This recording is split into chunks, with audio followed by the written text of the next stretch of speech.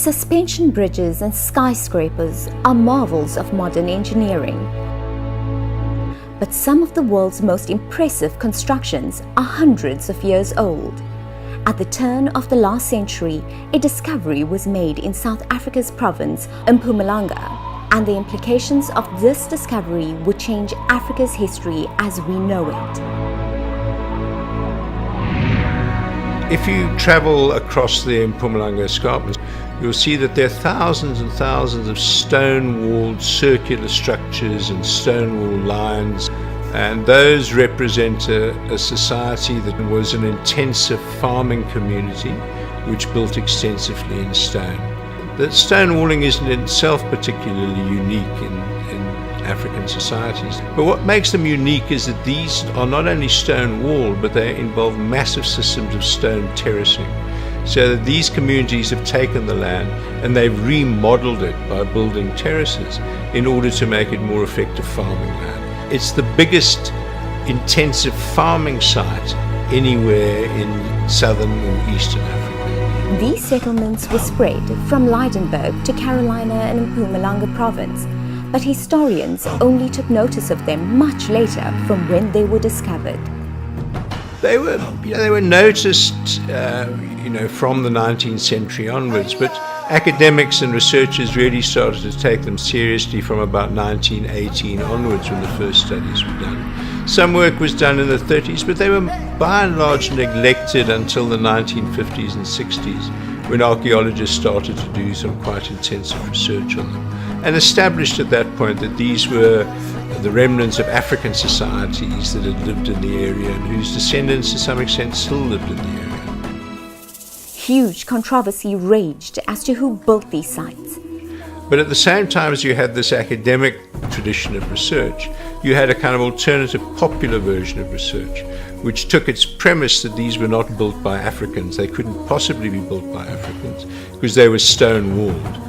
And the mythology of the time in those sections of society was that Africans didn't build in stone, they lived in unchanging tribal communities, and that they were ineffective farmers. None of these notions actually fits the Bokoni sites, but nonetheless became a very powerful view of them. The Bokoni were a peaceful society, but war was looming all around them. What happens in South Africa in the late 18th and early 19th century is you have the development of powerful raiding states, which are much more highly militarized than the Khoni were. Perhaps the best known of those is the Zulu kingdom. Now, those states were designed, much more effectively designed for military purposes. They had highly organized regiments. They raided over long distances. Some of those states moved through this area, and they attacked the Khoni communities. They took their grain, they took their cattle, and they seized large numbers of women and children, which were then incorporated into these other societies.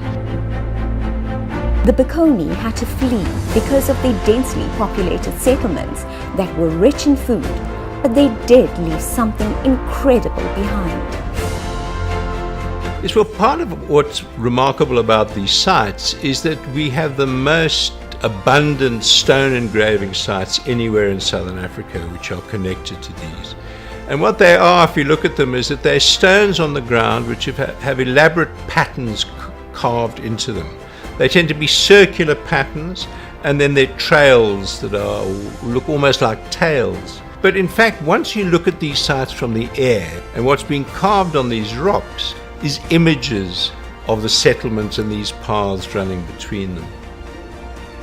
Colonial perceptions still try to discredit what was discovered.